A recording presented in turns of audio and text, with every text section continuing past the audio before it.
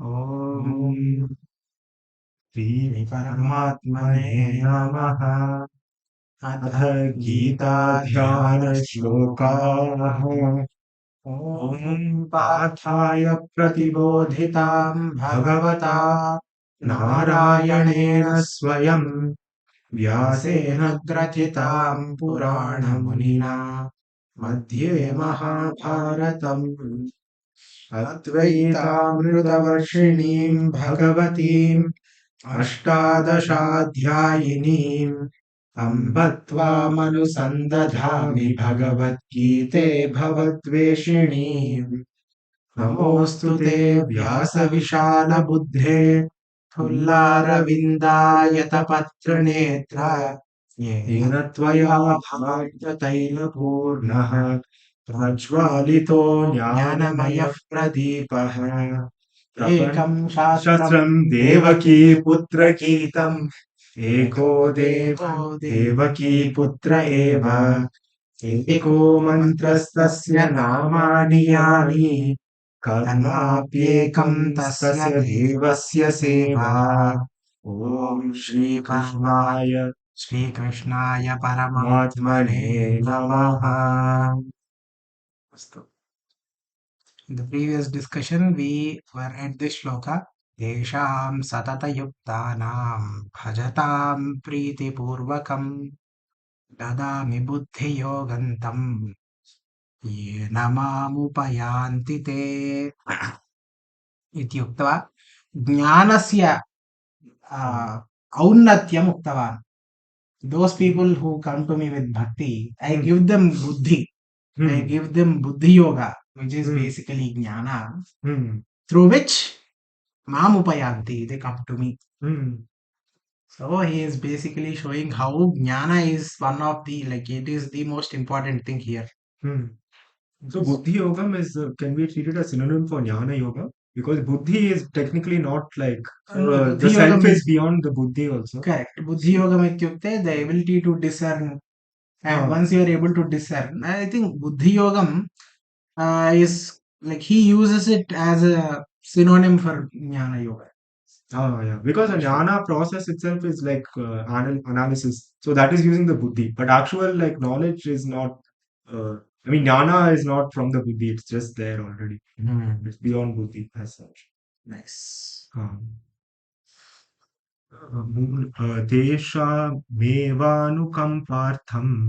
तेषामेवानुकम्पार्थम्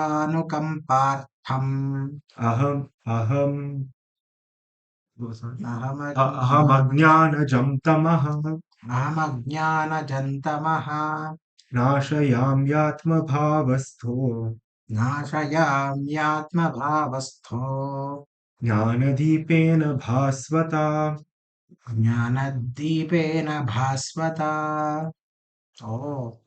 तेषाम् एव अनुकम्पार्थम्, in order to bless them, aham, ajnanajam tamaha, the ajnanajam tamaha, the tamaha that is born out of ajnana, nashayami, I destroy it. Atmabhavasthaha tesham, atmabhavasthaha jnanadipena bhasvata. So for the atmabhavasthaha, the one who is nicely situated in atmabhava, jnanadipena bhasvata tamaha nashayami. Through jnanadeepa, through the light of jnana, bhasvata, the light, bhasvata, nashayami, tamaha nashayami. Ajnanajam tamam jnanadeepena nashayami. Is what he's saying. Oh. Let's see if Shankaracharya agrees with what I We are still in Vibhuti Yoga, right? I didn't see No. class. This is Next one. Yes, this is yes. Oh. Vibhuti Yoga. Okay. I think I didn't miss any class. I No, missed you that did class. not. You did not. We just had a few gaps. That's all. Oh. तेषामेव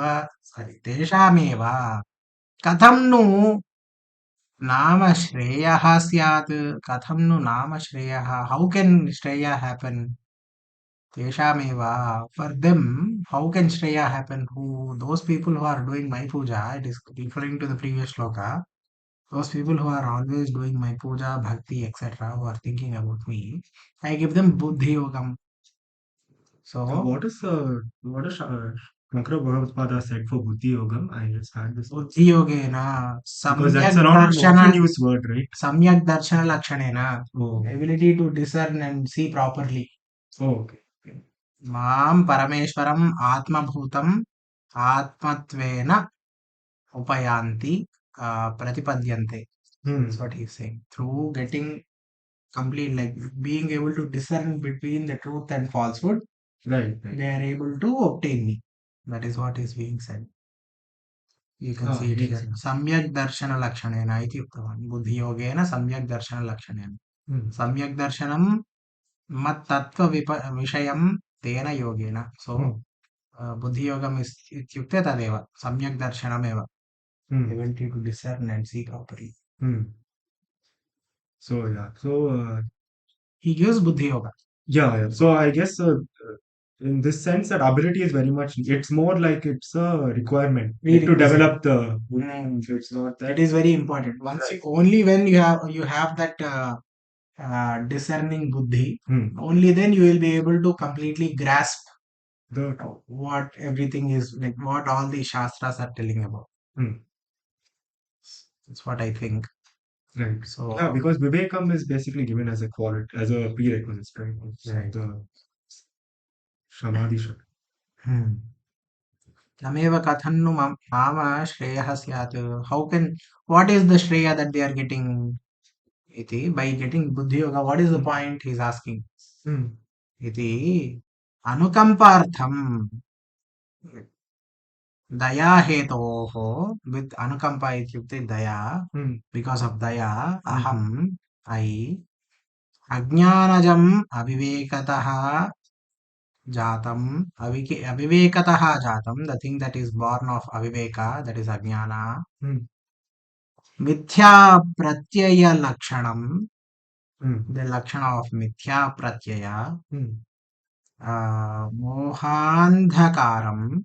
So which is, what is exactly this ajnanajam kim tamaha kim mohandhakaram eva tamaha. Being in mohandhakara, being in the blindness of moha. Tamaha nashayami. So what is the point of getting buddhi yoga? Why buddhi yoga?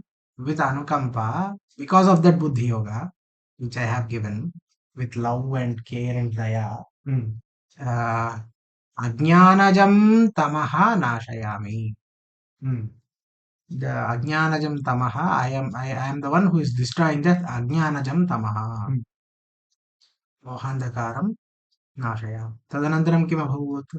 आत्मभावस्थः आत्मनः भावः अन्तःकरणशयः अन्तःकरणाशयः तस्मिन्नेव स्थितः, the one who is nicely situated, तस्मिन्नेव स्थितः, the one who is situated where antahkaranashayah, where all the antahkaranas eventually dissolve into. What is that? Atmanaha bhavaha. That Atmanaha Bhavaha, the being of Atman itself, Antahkaranashayah, the place where all the Antahkaranas dissolve into, Ashayah, the place where they stay, live, Tasminneva, in that only Sthitaha, the one who is nicely situated in that Atma Bhava, Atma Bhavasthaha, Sun, that kind of person, Jnanadipena, with the Deepa of Jnana, कोऽपि आगतः वा? नमस्ते. Namaskaram. नमस्कारः ma'am. Namaskaraha.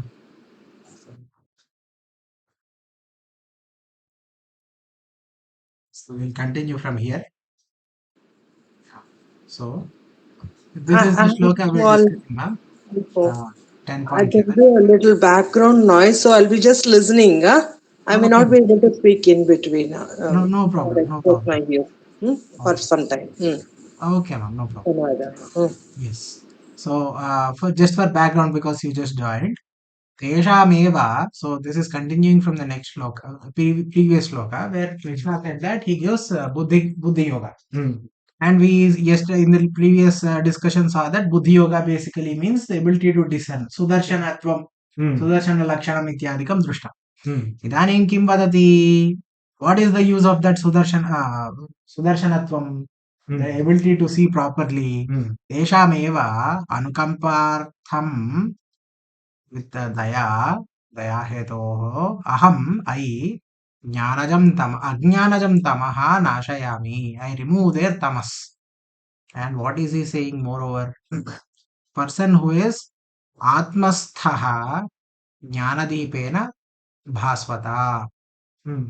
So that's what we have discussed the first part. We are continuing into the jnanadipena bhasvata. Atmasthaha jnanadipena viveka pratyaya rupena, having viveka, bhakti prasada snehabhishiktena, bhakti prasada snehabhishiktena. The one who is abhishiktena, yes, abhishekam abhot, abhishekam. The one who is filled with bhakta prasada and sneha. So prasada in this context means what? Bhakta prasada. Bhakti prasada. Bhakti prasada sneha abhishiktena. Having given the prasada of bhakti. Okay. Sneha means friendship, love, no? Or could mean friendship or could be related, like something that is related to other. I have no. Right, we'll see. We'll read the translation as well. This is what I get. Madbhavana abhinivesha vateritena.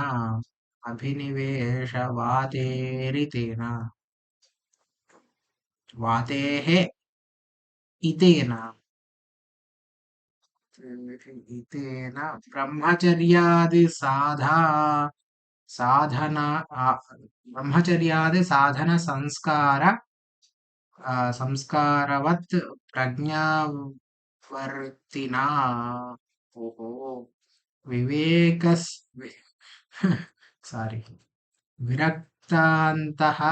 विरक्तान्तःकरणाधारेण वामा विषय व्यावृत्त चित्त रागद्वेष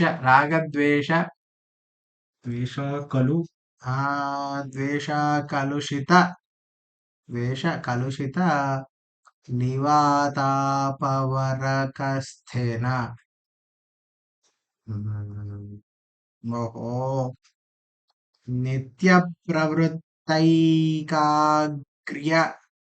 नित्यप्रवृत्त ऐकाग्र्य ध्यान जनित सम्यक दर्शन भास्वता ज्ञानदीपेनेत्यर्थः. I have heard the beauty of Sanskrita is these long compound words.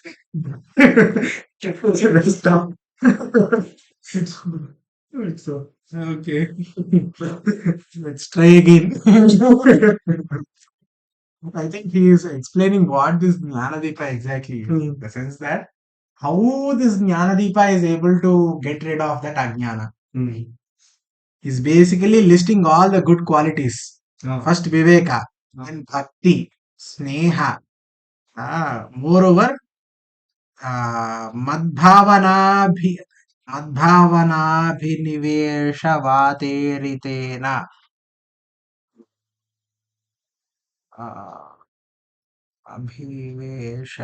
अभिवेशवातेः इतेन. I don't exactly understand this one, but yeah. Brahmacharyadi sadhana samskara samskara vat prajnavartina. The one who has this brahmacharya brahmacharyadi etc. Brahmacharya and others, sadhana, samskara, all of this having this virakta antahkarana Antahkaranadharena, the one who has no interest in the antahkaranas. Vishaya vyavritta chitta, the one who has let go of whatever the vishayas in the chitta.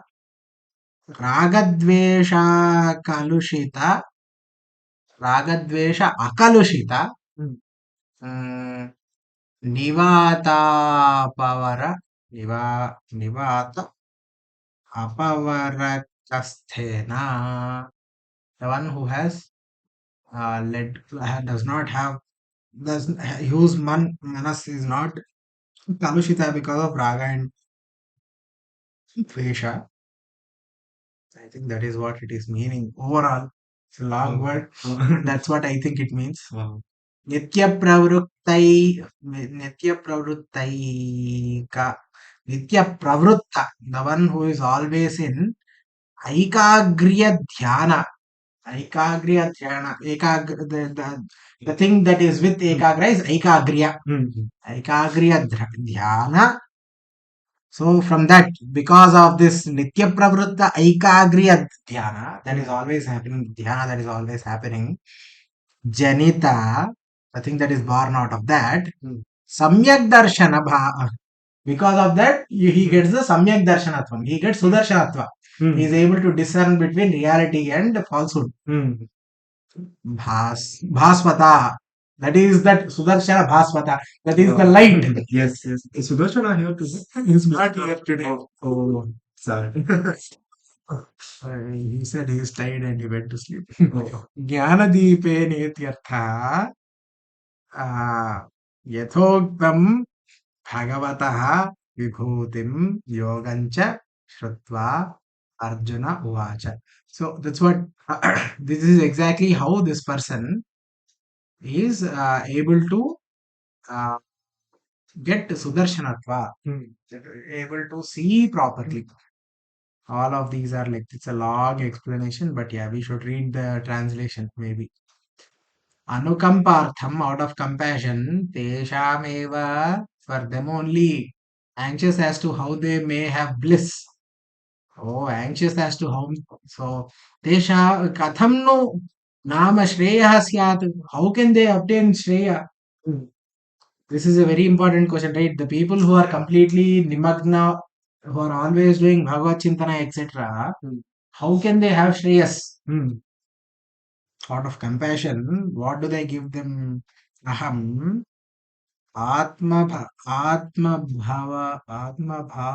Bhavasthaha, I residing in their hearts. Atma Bhavaha means the seat that is the heart, being seated there itself. Atma Bhavasthaha. Evam va. एवोक्तवान् वा आत्मनः भावः अन्तःकरणाशयः तस्मिन्नेव स्थितः सन् oh aham okay he's saying he is the one who is sitting in the hearts. Okay, we thought this was to the one who is doing this tapasya. Rather this is referring to the Krishna sitting in the hearts. Sthaha san, being there, being in their heart. Nashayami tamaha nashayami ajnanajam, that is born out of ignorance originating from non-discrimination, as we saw. The darkness of delusion known as the false comprehension. Jnana deepena, with the lamp of knowledge in the form of discriminating comprehension. Bhasvata, with the luminous lamp of knowledge by the oil of divine grace resulting from devotion, fanned by the wind of intensity of meditation on me, having the wick of the intellect imbued with impressions arising from such disciplines such as celibacy, etc., in the receptacle of the detached mind, placed in the windless shelter of the mind, withdrawn from the objects, untainted by the likes and dislikes, and made luminous by full illumination resulting from the practice of constant concentration and meditation. After hearing the above, describe the majesty and yoga. Oh, Adbhutam. I see what is being said here. Now I understand. What is this Jnanadeepa? What exactly? How is this Jnanadeepa being lit? that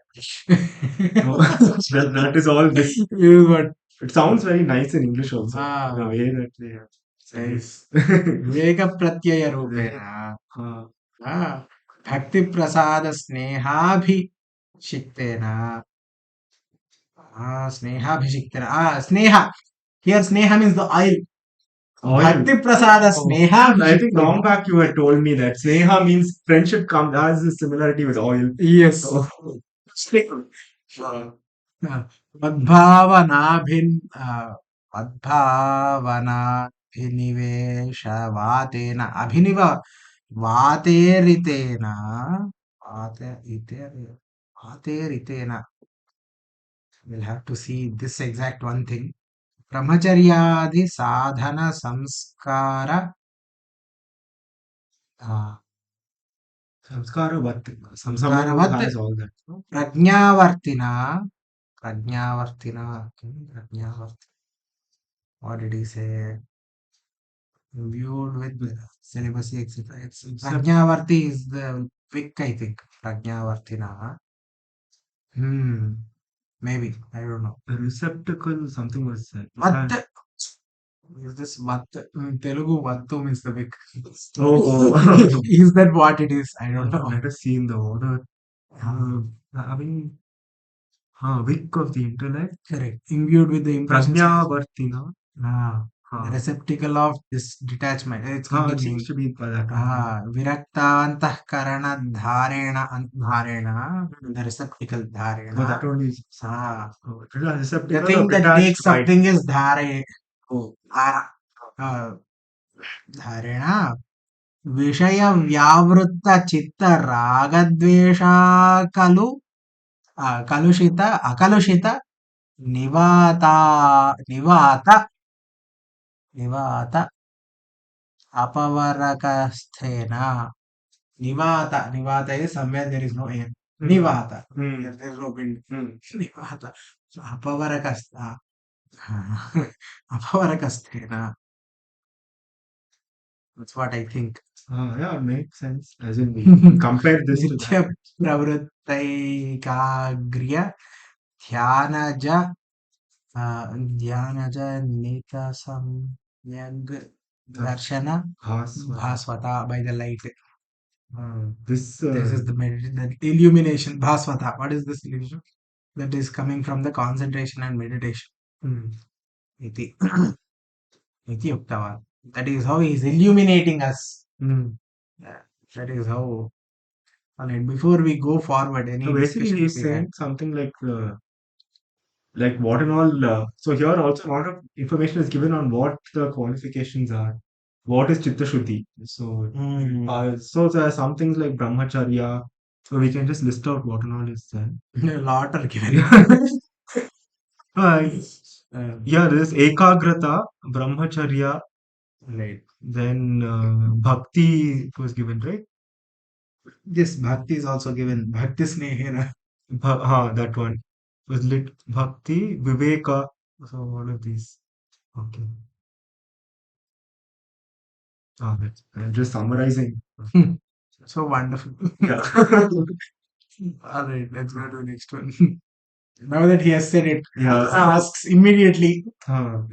Arjuna Vacha, Param Brahma Parandhamam, Param Brahma Parandhama, Pavitram Paramam Bhavan, Pavitram Paramam Bhavan, Purusham Shashvatam Divyam, Purusham Shashvatam Divyam, Adidevamajam Vibhum. Adidevamajam Vibhum. So he's just doing stotra. Param Brahma, you are that ultimate, the Param Brahma. Parandhama, you are the ultimate goal or the ultimate place of the existence. Narayanaha Tvamiti. Parandhamaha ityukte Narayanaha. Pavitram Paramam Bhavan. Paramam Pavitram Bhavan. You are the most purest. Moreover, Purusham, you are the Purusha. Shashvatam, Divyam, you are the Divyam. Divyam means divine, but of course it also means the one who is luminous. Divyam, Adidevam, Ajam Vibhum. I think it is continuing into the next one because. Yeah, this is nice. He's just doing stotra. It's not even a Purusham Shashvatam Divyam Adidevam Ajam Vibhum. I think this will continue into the next shloka. आहुस् आहुस्त्वां ऋषयः सर्वे आहुस् आहुस्त्वां ऋषयः सर्वे देवर्षिर्नारदस्तथा देवर्षिर्नारदस्तथा असितो देवलो व्यासः वसितो देवलो व्यासः स्वयं चैव ब्रवीषि मे. स्वयं चैव ब्रवीषि मे. So he's saying Parandeva, Paramdhama, etc., etc. The first look, first sentence is done.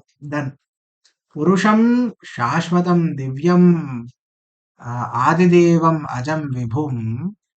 Two Deva, two Aja, two Vibhu. Ahus, Ahuhu, Tu Amrushayaha, Tu Tu Tu Amrushaha, Twamrushayaha. Is that correct? Let me think. Maybe. Tvam. So what am I saying? Ahuhu Tvam Rushayaha Sarve. Ahuhu. What is this Ahuhu? I remember this word. Let us search what Ahuhu is.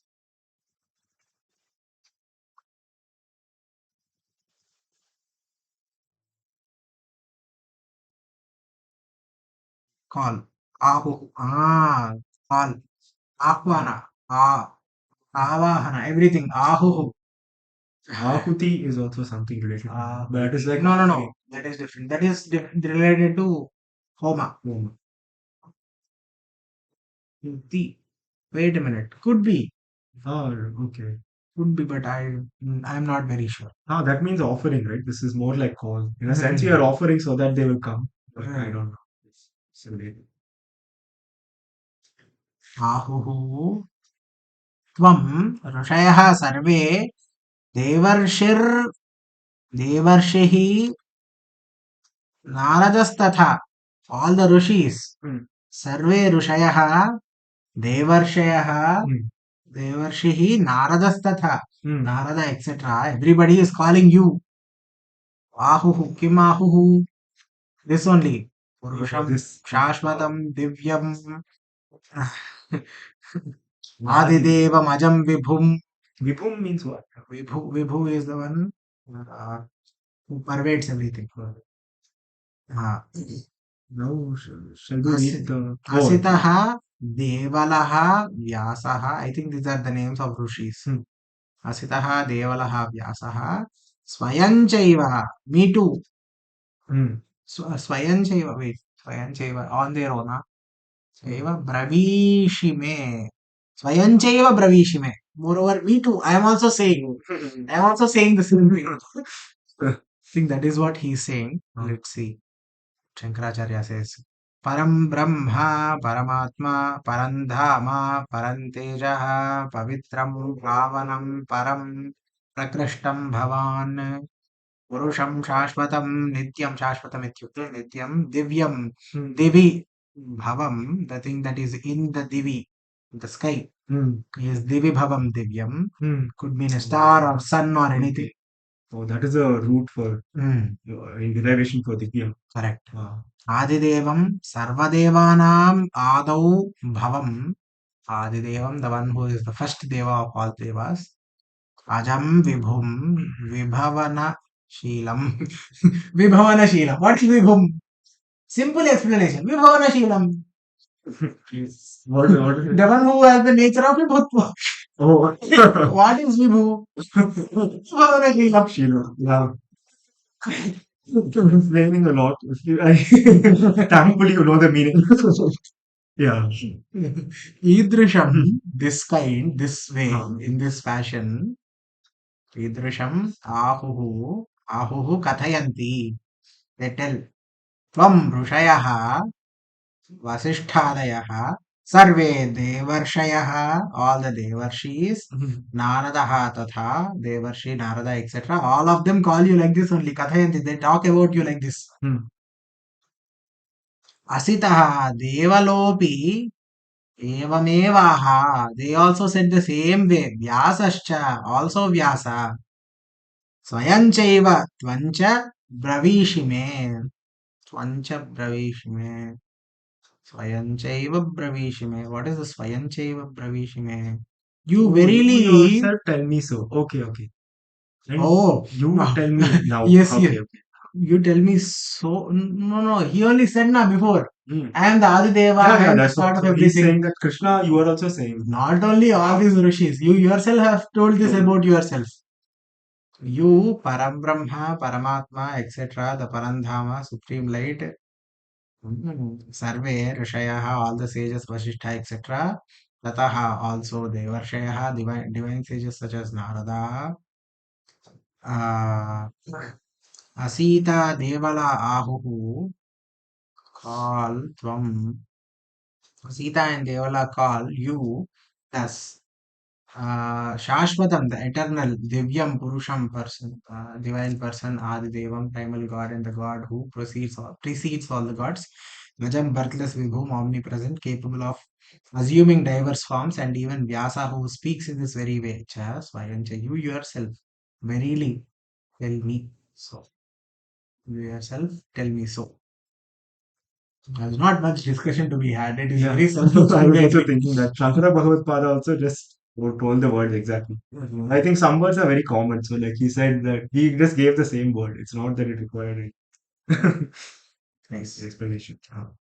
सर्वमेतद्धृतं मन्ये सर्वमेतद्रुतं मन्ये यन्मां वदसि केशव यन्मां वदसि केशव न हि ते भगवन् व्यक्तिं न हि ते भगवन् व्यक्तिं विदुर्देवान् दानवाः विदुर्देवान दानवाः न हि ते भगवन् व्यक्तिं विदुः देवाः वा न दानवाः वा कोऽपि भगवन् न विदुः व्यक्तिं भगवन् व्यक्तिं न विदुः nobody knows you truly nor do the devatas know you nor do the danavas know you nobody knows you sarvam sarvam etat whatever you have told rutam manye I think it is truth ah yanmam vadasi keshava yanmam vadasi whatever you tell me yat mam vadasi tat sarvam rutam iti manye hey keshava I think whatever you have told me so far is all truth नहिते भगवन् व्यक्तिं विदुर्देवान दानवाः nobody knows you really उक्तवान् I think that is what he said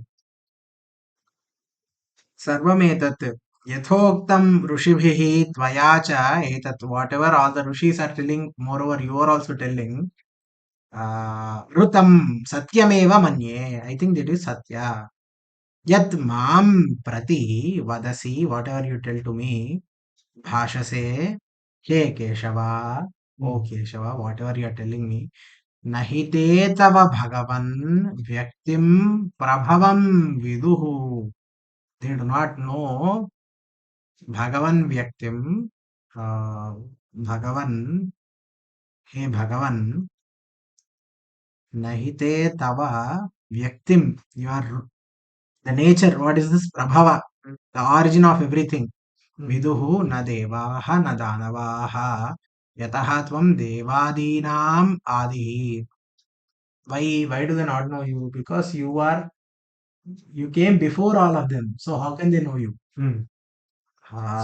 then it is continuing into the next shloka no discussion to be had really do you want some discussion no any observations please feel free to just say any points that might come to your mind nothing I'll just read this one time.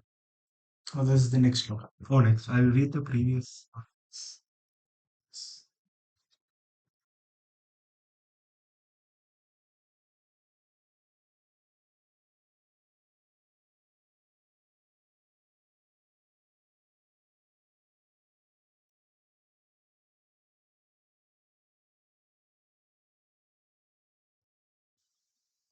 Okay? Yeah.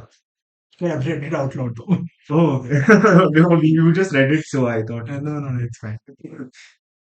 स्वयमेवात्मनात्मानं स्वयमेवात्मनात्मानं वेत्थत्वं पुरुषोत्तम वेद वेत्थत्वं पुरुषोत्तम भूतभावन भूतेश भूतभावन भूतेश देवदेव जगत्पते देवदेव जगत्पते हे देवदेव Hmm. हे जगत्पते हे भूतेश हे भूतभावना. He is calling with all these names. Bhutabhavana, I don't know what This is really Vibhuti Yoga. First, Bhagavan was saying about his own Vibhuti. Then Arjuna is doing full Suti Yoga. nice. Yeah, so nice, so nice. स्वयमेव आत्मना आत्मानं वेत्थ्य सारी वेत्थ त्वं पुरुषोत्तम त्वं वेत्थ. What is this vetha? It should be related to, okay, janasi. Vetha ityukte janasi, you know. Similar Veda, Oh, you that know, kind of. you know. It comes from the same with dhatu, with. Oh. स्वयमेव आत्मना आत्मानं वेत्थ स्वयमेव आत्मना त्वं स्वयमेव on your own, you, हे Purushottama, on your own, आत्मना, through atma, atmanam vetha, you know your atma. भूतभावना भूतेशा देवदेवा जगत्पते. Just stuti, nothing. It's calling names. Name calling.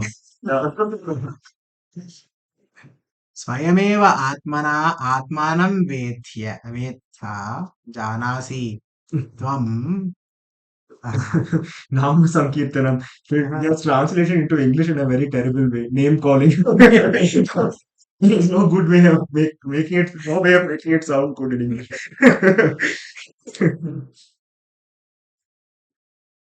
निरतिशय ज्ञानैश्वर्य बलादिशक्ति मंतम् ईश्वरं. So त्वं कीदृशं? What kind of ईश्वर you are? निरतिशय without any atishaya. What is Atishaya again? Atishaya means exaggeration. Exactly. Niratishaya, Oh. meaning that without any exaggeration, precisely. Oh. Niratishaya means precisely. What are you? Niratishaya ज्ञानैश्वर्य बलादि शक्तिमंतम. The one who has jnana, aishwarya, bala and etc. Shaktimantam, the one who has all of this.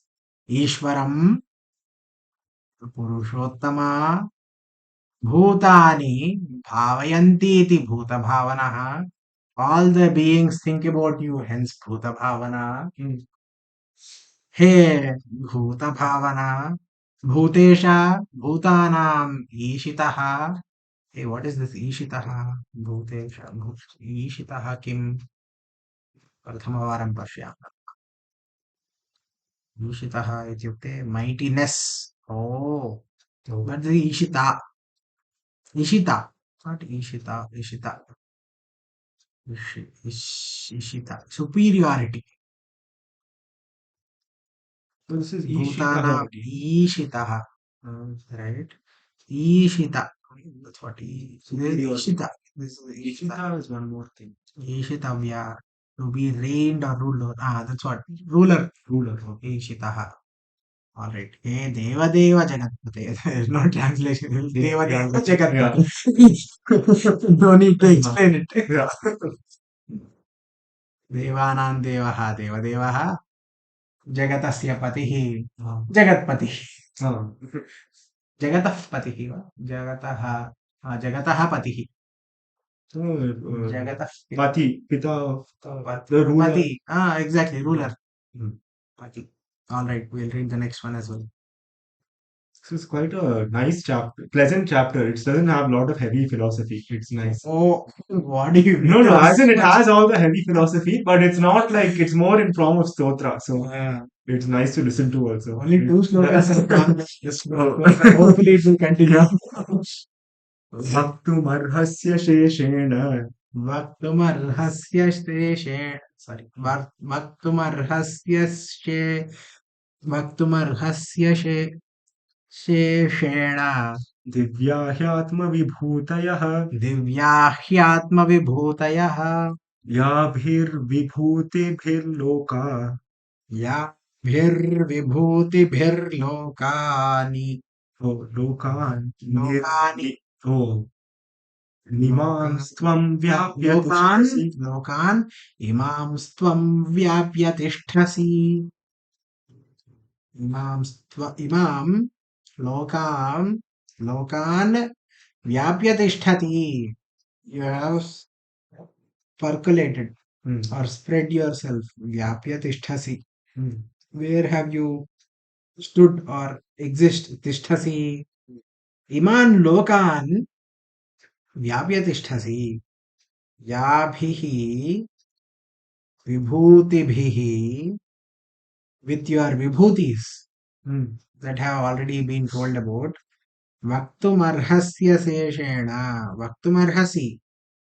अशेषेण दिव्याः हि आत्मविभूतयः. वक्तुम् अर्हसि अर्हस्य अर्हः वक्तुमर्हः. Is that correct? वक्तुमर्हस्य शेषेण C अशेषेण वक्तुमर्हसि अशेषेण वक्तुमर्हस्य शेषेण. Right. Vaktumarhasi, you are able to say. What are you able to say? Aseshena, without leaving anything behind. Aseshena, divya hi atma vibhutayaha. You can talk about all the great atma vibhutis, the great things, the atma vibhutis, divyaha, yabhihi, by which vibhutibhihi, by these vibhutis, lokan imam sarvam vyapya tisthasi. You have pervaded the whole universe with your vibhutis. You are Vishnu. You are Vishnu. Basically, yeah. Vishnu. By your vibhutis, the whole lokas are being. The new point is this. Your vibhutis are everywhere. Oh, yeah. Yeah, not just that he is all pervading, he is wonderful also. Yes. That What exactly these vibhutis are, we'll have to see. Vaktum katayitum arhasi aseshvena. We are able to see this aseshvena without stopping anything, without leaving out anything. Divyaha hi atma vibhutayaha. Really, divyaha atma vibhutayaha truly are divya. Okay. Atmanaha vibhutayaha yaha taha vaktumarhasi. You can tell all the great Atma Vibhutis, whatever those are, you can tell them. Yabhihi Vibhutibhihi Atmanaha Mahatmya Vistaraihi Mahatmya Vistaraihi. Okay. Imam Lokan Tvam Vyapya Tisthasi. So with these great vibhutis, you have pervaded the world. Let's see. Be pleased, Arhasi, to speak in full of your own manifestation, divyaha, which are indeed divine, through which manifestations of your glory, you exist, pervading these lokas. So he's asking actually. Vaktumarhasi, you should only tell. Is basically saying. Bhagavan is in front of him, so like instead of him telling about his Bhagavan's greatness, he's asking Bhagavan to tell about you only tell. Yeah. Wow. Right. Like how many people get such an opportunity? They can ask. It's really like very few, I think. Like normally we are the one doing stotra of Bhagavan. We got it. Huh? We are reading. We are reading exactly. Okay, exactly. कथं विद्यामहं योगिम् कथं विद्यामहं योगिम् स्वाम् Tvam sada parichintayan.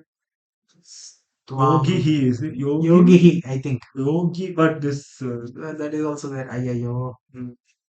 Yogin, maybe Swam. Yogin. Oh. Yogin Tvam. Okay. Yogin Stvam. What is Yogin Stvam? Why is Connected. there sa? Yogin Tvam connected becomes Yogin Stvam. Is it? No. Why is there sa? Yogin Stvam. I've never heard of this before. Maybe, I don't know. Astu, chinta mastu. Katham vidyamaham yogin tvam sada parichintayan keshu keshu cha bhaveshu Keshu Keshu na cha bhaveshu. chintyosi bhagavan maya. Chintyosi Bhagavan Maya. Chintyosi keshu cha bhaveshu chintosi chintaha chintyaha asi chintyaha chintyosi. How should I think of you? Keshu cha bhaveshu chintyaha asi Bhagavan. Hey Maya, by me. Keshu bhaveshu chintyaha. How should I think about you? Katham vidyam aham yogin tvam sada parichintayan. Katham vidyam. How can I know? Katham vidyam aham. How can I know what? Yogin sarvam sada, yogin tvam sada parichintayan. Parichintayan. Hey yogin tvam sada parichintayan aham katham vidyam. How can I know you just by thinking about you always? Keshu cha bhaveshu vastushu, in what things or feelings or beings. Chintyaha asi. How should I, you said you are everywhere. Can you describe more? Dhyeyaha asi. Bhagavan maya. How should I think of you, hey Bhagavan? The translation goes, Katham. How shall I know you? Sada parichintayan, by remembering, ever engaged in meditation. Keshu cha bhaveshu. Through what objects, Bhagavan? Chintyaha asi. You are to be meditated on, maya. By me. How can I meditate upon you? By looking at what things in this world I can remember you. Very, very nice question that Arjuna asks. Sudarshan had mentioned this, that when he gave the teaser of this chapter. He said this, right? Yeah. Vistarenatmano yogam. Vistarenatmano yogam. Vibhutincha janardana. Vibhutincha janardana. Bhuyah kathaya triptirhi. Bhuyah kathaya triptirhi. Srinvato nasti me mritam. Shrunvato nasti me mritam. Me anmritam anyat shrunvatah अस्ति. मया कथया तृप्तिर्हि श्रीमतः नास्ति मे अमृतम्. विस्तारेण विस्तारेण आत्मनः योगं विभूतिं च Janardan. So in detail, vistarena atmanah yogam, the atma's yoga, vibhuti, also vibhuti, cha janardana, bhuyaha, that are many, bhuyaha, I think that is, bhuyaha, those that exist, kathaya, tell me, truptirhi, as long as you get satisfied, truptihi shrunvatah, nasti me amrutam, is no other amrita than just listening to you in detail. I think that is what is being said. Let's see. Vistarena atmanah yogam yogaishvarya shakti vishesham Vibhutincha. So, what is this Yoga Ishwarya Shakti? That yoga, Atmanaha Yoga, Vibhutincha, Vistaram, Dheya Padarthanam, okay, Vistaram, Vistaram, that is there everywhere. Vistaram, Dheya Padarthanam, the things on which we can meditate upon. He Janardana, Vibhutim. So he's just asking, what are the things through which I can do meditation upon you?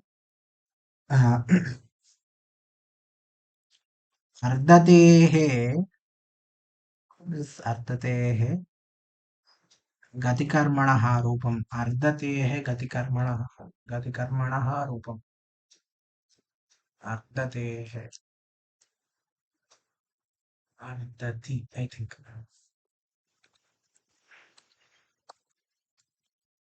See, Ardati. Ardati means torment, hurt. Okay. Ardatehe Gatikarmanaha Rupam. असुराणां देवप्रतिपक्षभूतानां जनानां नरकादिगम गमयि गमयि गमयितृत्वात् जनार्दनः Abhyuday Abhyuday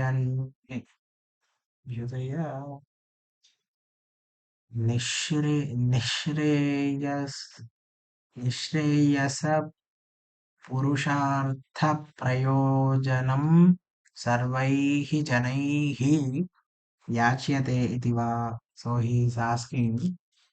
So here Shankaracharya is speculating. Ardatehe gatikarmanaha rupam. The thing that causes hurt. Is that what it means? Ardatehe gatikarmanaha rupam. So he is making Go Janardana. Ardana is he is saying Janardana. Okay. Jana Ardana. Ardana is derived from Adri, which in the sense of act of going by virtue of making the Janas. The demons who are opposed to gods go to hell. It is called Jana Ardana. Or he is called so because he prayed to the verbal root and has got a second meaning to pray. Prayed to by all beings for the sake of human goals. Viz prosperity, liberation, Kathaya. Oh, nice. So he is explaining this I Janardana. I didn't know the meaning of derivation of the word Janardana. अर्थतेः गतिकर्मणः रूपम् अथवा असुराणां देव प्रतिपक्षभूतानां जनानां गमनयितृत्वात् Janardana. By the fact that he sends them to Naraka, those people, those Rakshasas, he is Janardana. Abhyudayan निःश्रेयस पुरुषार्थ प्रयोजनम श्रेयस पुरुषार्थ प्रयोजनम सर्वैः जनैः याच्यते. Because all people are asking him to get shreya abhyudaya, become enlightenment. Abhyudaya ityukte enlightenment. Is that also, that could also mean Janardana. Bhuyaha purvam, bhuyaha ityukte purvam, before. Uktamapi, it has been already said before also. Kathaya truptihi hi nasti me. Truptir nasti me. There is, I don't have trupti. I'm just listening to little bit. Mama Shrunvataha mukha nisruta vakyamrutam. Having listening to your the amruta of your words that I am listening to, truptihi nasti me. I am not satisfied. Please tell more. Yuktavan. Hey Janardana, Ardana is derived from Adrik in the sense of act of going by virtue of making the Janas, the demons who are opposite to the gods go to hell. He is called Janardana, or he is called so because he is prayed to by all beings for the sake of human goals, like prosperity and liberation. Kathaya, narrate to me. Bhuyaha, again, those spoken of earlier. Atmanaha, your own yogam, the yoga, the special ability in the form of mystical powers, and Vibhutim, the divine manifestations, the variety of objects of meditation. Vistarena, elaborately, he really for for Shranvataha having hearing, while hearing your Amritam, nectar like speech, issuing out of your mouth, Nasti, there is no Trupti. Me, in me, there is no Trupti in me. You know, one more shloka and stop for today. Adbhutamasti. Shri श्रीभगवानुवाच श्रीभगवानुवाच अन्तते कथयिष्यामि हन्तते कथयिष्यामि दिव्या ह्यात्मविभूतयः दिव्या ह्यात्मविभूतयः प्राधान्यतः कुरु श्रेष्ठ प्राधान्यतः कुरु श्रेष्ठ नास्त्यन्तो विस्तरस्य मे नास्त्यन्तो विस्तरस्य मे मम विस्तरस्य अन्तः नास्ति. My expansion has no end. That explains the previous statement of Arjuna where he says, I'm not getting any tripti, tell me more and more. I'll tell you the main things. Anataha Gurushrestha Vadami Parantu. There is no end really. There is I no can end. tell you some main things. Divyahi Atma Vibhutayaha, all these great divine manifestations. Kathayishyami, I'll tell you. Hantate. What is Hanta? Hanta.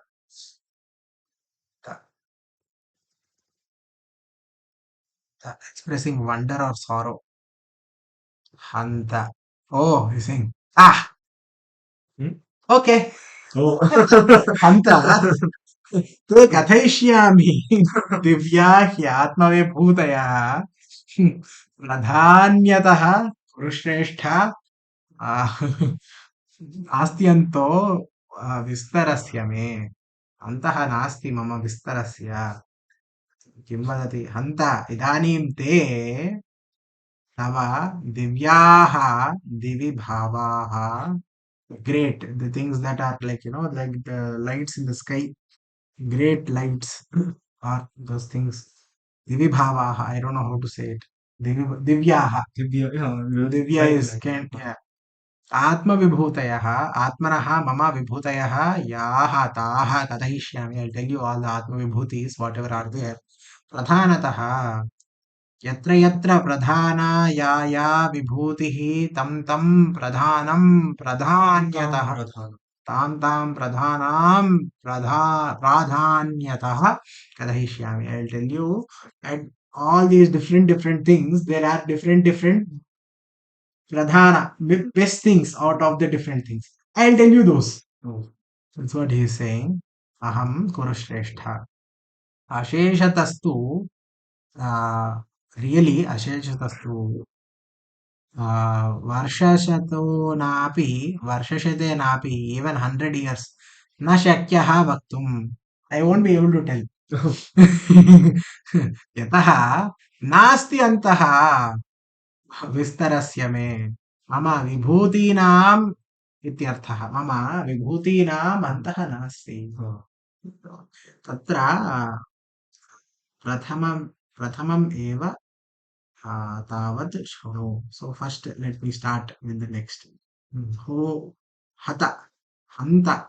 Now since on the other hand it is impossible to speak exhaustively of them even in 100 years, therefore pradhanyataha according to their importance, according to their manifestations are preeminent in their respective spheres. Katheshyami, I shall describe they to you. Atma Vibhutihi, my own glories, which are he indeed, Divyaha, divine, heavenly, Nasti, there is no Antaha, end to my Vistarya. Sorry. Vistarasya manifestation of those. Now listen to the foremost. He is continuing on to So the next time, this is the last one. We'll do this also. I can't get enough. Atripti, I totally, yeah. Yeah, sure. Let's go. Yeah. Ahamatma Gudakesha Ahamatma Gudakesh Sarvabhutachaya Sthitaha Sarvabhutashaya Sthitaha Ahamadischa Madhyancha Ahamadishcha Madhyancha Bhutanamanta Evacha. Bhutanamanta Evacha. Oh. Ahamatma. Hey Gudakesha. Hey Arjuna. Started with the Ahamatma. ultimate teaching. Sarvabhutashaya Sthitaha. I live in all the beings.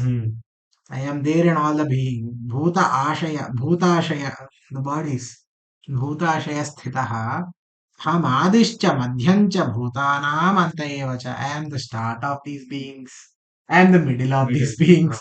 And I am also the end of these beings. Iti uktavan. Aham atma pratyagatma gudakesha. Sorry. Gudaka nidra. Gudaka ityukte nidra. Tasyaha Ishaha Gudakeshaha. The one who has won over sleep is Gudakesha. Jitanidraha ityarthaha. Dhanakesha iti va. Ghanakesha iti va. Or the one with nice thick hair. So there are two meanings. Sarva Bhutashaya Sthitaha. Sarvesham Bhutanam Ashaye Antarhridi Sthitaha, the one who is sitting in the inner heart of all the bhutas, all the beings, Sthitaha Aham Atma Pratyagatma Nityam Dhyeyaha. So he is listing all these for dhyana. So that is what he is pointing out. Shankaracharya is pointing out. This Pratyagatma, this Krishna that is living in all the beings' inner hearts is Nityam Dhyeyaha. Always to be meditated upon. Tadashaktena cha Uttareshu Bhaveshu Chintyaha Aham Yasmat तदशक्तेन तद् अशक्तेन च उत्तरेषु भावेषु चिन्त्यः अहं यस्मात् अहमेव आदिः भूतानां कारणम् ओहो आदिः भूतानाम् आदिः इत्युक्ते I am the reason for all these beings to exist. तथा मध्यं च मध्यम् इत्युक्ते स्थितिः अन्तः लयश्च Evancha. So it is continuing. So this is what he is saying. Hey, Gudakesha. Gudaka means sleep. Isha means master. Master of that sleep is Gudakesha. One who has Cornered sleep. cornered Sleep. That doesn't make so much. I think that's a typo. Yeah. The one who has got thick. Conquered sleep. Conquered. Yes. Atma, the inner dwelling self, which is to be ever meditated on as Sarvabhuta Ashaya, in which Ashaya, that is, that in which are contained the impressions of the meditations, upasanas, actions and past experiences, sthitaha, residing in the hearts and all being of all beings, and by one who is unable to do so, I am able to. So, if you are unable to meditate upon this Atma that you have in your own heart, he is giving the next ones. The first one is Atma only. Yeah. Like in many of our scriptures, they start with the full teaching, then they go to like the next level. So I am the meditation. So capable of so this is what. And one who is unable to do so, I am to be meditated on through the following aspects. I am capable of being the meditated on through them because I am verily the Adihi, the beginning, the origin, Madhyaha, Madhyam, middle, the continuance, Cha, Antaha, also dissolution, Bhutanam, of all beings. And I am to be meditated upon thus also. No. Okay. Yes, we can stop. Yes.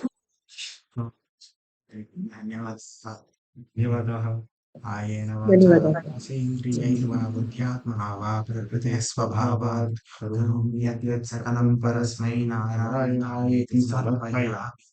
यदक्षरपदं भ्रष्टं मात्राहीनं च यद्भवेत् तत्सर्वं क्षम्यतां देवनारायण नमोऽस्तु ते। विसर्गबिन्दुमात्राणि पदपादाक्षराणि च न्यूनानि चातिरिक्तानि क्षमस्व पुरुषोत्तमा।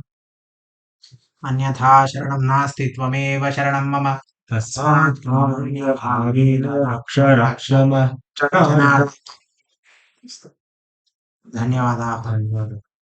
शुभरात्रिः। ಧನ್ಯವಾದ. ನಮಸ್ಕಾರ. नमस्कार.